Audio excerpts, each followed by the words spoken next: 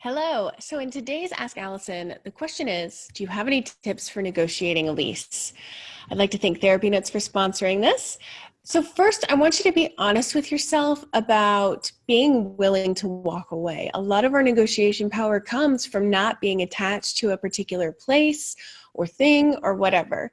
So for instance, when I first looked at my office, which was a different office in the same building, I was one of the first people to sign the lease because it had just been renovated. I really liked it, but it was a deal breaker for me that they were not going to allow me to sublease. I'm only in this office a few days a week. It doesn't make sense for me to have this empty office sitting here when there are plenty of therapists who need a space and they can help mitigate the cost of renting.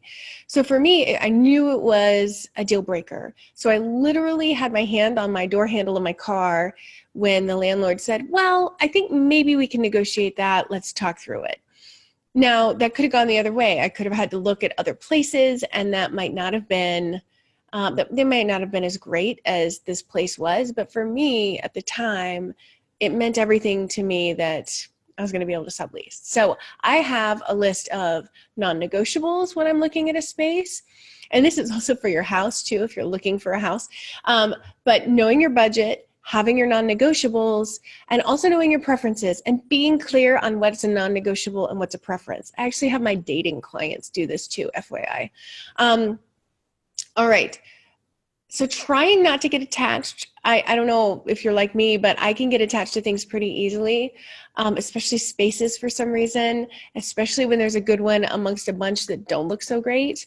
So do your best to not like obsess and make plans and imagine where you'd put what too much before you've worked out what the lease looks like and if it's going to work for you.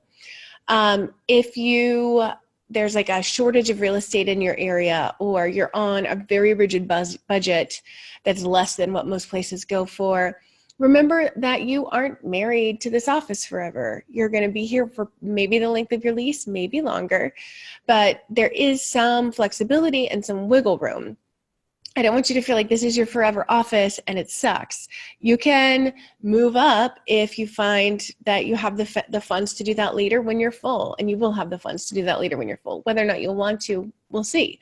So know that it's okay to have a starter office. I definitely had starter offices. I had starter offices for like this first 7 years of my practice. So don't worry about that.